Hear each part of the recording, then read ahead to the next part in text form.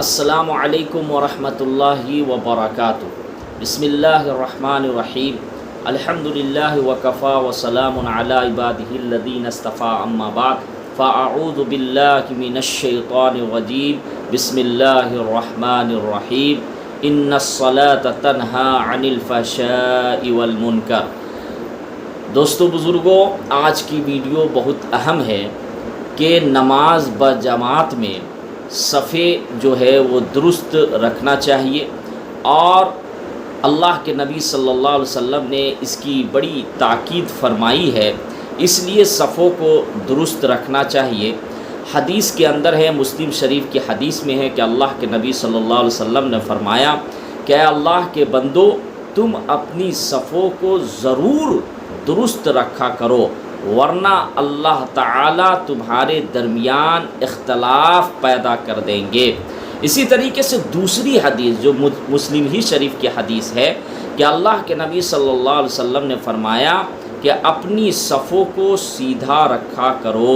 اس لیے کہ صف کو سیدھا رکھنا نماز کی تکمیل کا حصہ ہے، اس لیے صفوں کو جو ہے وہ سیدھا رکھنا چاہیے۔ یہ نہیں کہ کسی کا سینہ باہر ہو، کسی کا پیر باہر ہو، کسی کا جو ہے پیچھے ہو، تو اس طرح نہیں ہونا چاہیے، صفیں بالکل درست ہونا چاہیے۔ اسی طریقے سے حضرت انس رضی اللہ تعالیٰ عنہ کی روایت ہے کہ حضور صلی اللہ علیہ وسلم نے ارشاد فرمایا کہ سیدھے کھڑے ہو جاؤ، سیدھے کھڑے ہو جاؤ، سیدھے کھڑے ہو جاؤ، اس ذات کی قسم جس کے قبضہ میں میری جان ہے، میں تم کو اپنے پیچھے سے اس طرح دیکھتا ہوں جیسے کہ اپنے سامنے سے دیکھتا ہوں، اور یہ حدیث نسائی شریف میں ہے۔ تو آئیے صف کے متعلق کچھ ضروری اور اہم باتیں۔ صفوں کو درست رکھنے کا آسان طریقہ یہ ہے کہ جماعت میں شریک سب نمازی کو اپنی ایڑی صف کے کنارے پر رکھے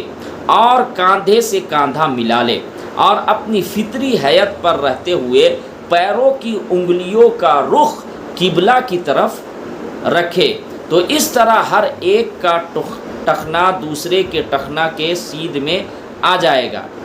اور خود بخود صف درست ہوتی چلی جائے گی۔ تو اب آئیے ضروری اور اہم مسائل صفوں کے متعلق۔ اگر مقتدی ایک مرد ہو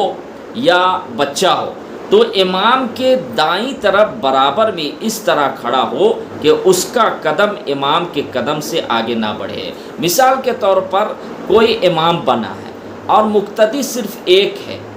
مرد ہو، مقتدی صرف ایک ہے، تو وہ کہاں پہ کھڑے ہوں گے؟ وہ امام کے دائیں طرف کھڑے ہوں گے، اور امام صاحب جو ہے تھوڑے سے آگے رہیں گے۔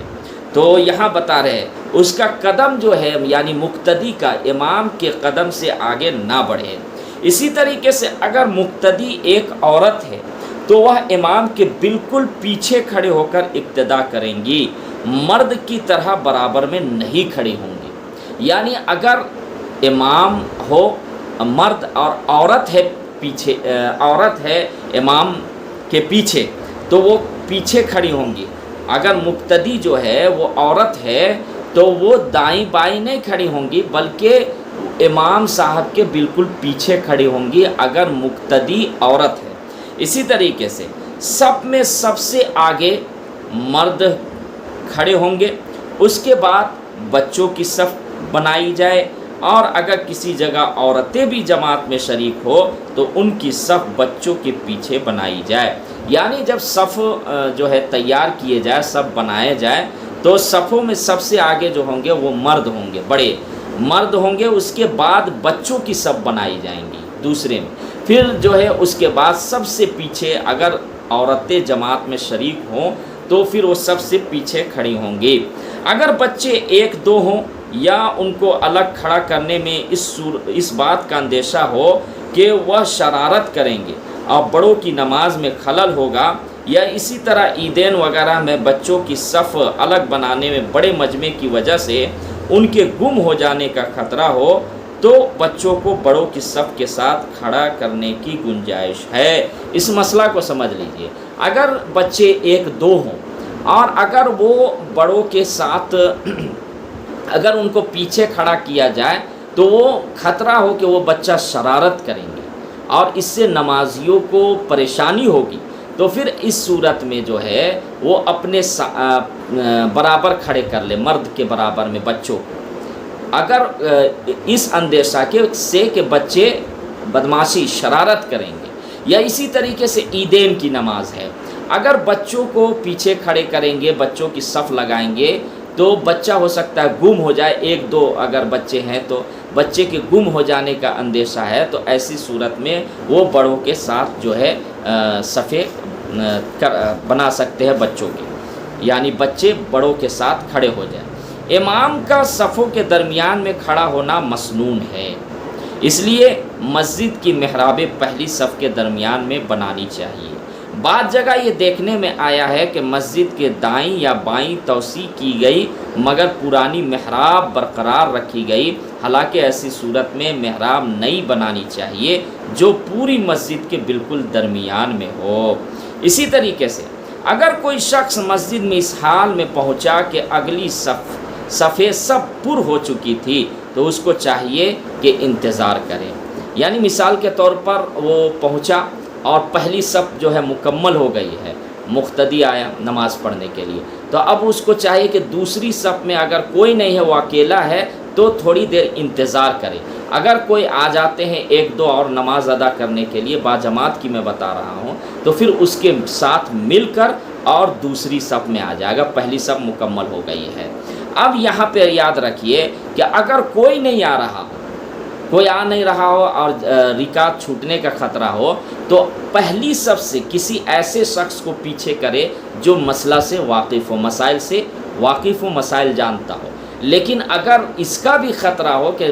مسائل نہیں معلوم ہوگا اس کو اور لڑائی ہو جائیں گی، تو پھر وہ کیا کرے کہ اکیلے ہی دوسری صف میں نیت باندھ لے، اس صورت میں کہ کوئی آ بھی نہیں رہا ہو،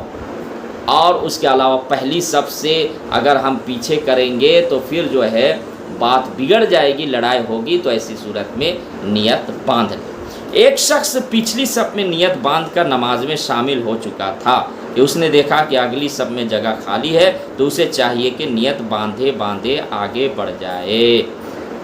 اس سے نماز فاسد نہ ہوگی۔ یعنی ایک شخص جو ہے وہ پہلی صف مکمل ہو گئی، اب اس کے بعد وہ دوسری صف میں لگ گیا، نیت باندھ دیا، اب اس کو اگر پتہ چل گیا کہ اگلی صف جو ہے وہ جگہ خالی ہے، تو نیت باندھے باندھے، نیت نہیں توڑنا ہے یا پھر ادھر ادھر نہیں دیکھنے کا ہے نا، یا گھوم نہیں جانا ہے، بلکہ نیت باندھے باندھے آگے چلے جائے تو اس سے نماز فاسد نہیں ہوگی۔ اور بھی اگر کوئی مسائل سمجھ میں نہ آئے تو ضرور مجھ سے رابطہ کرے، پوچھے۔ السلام علیکم۔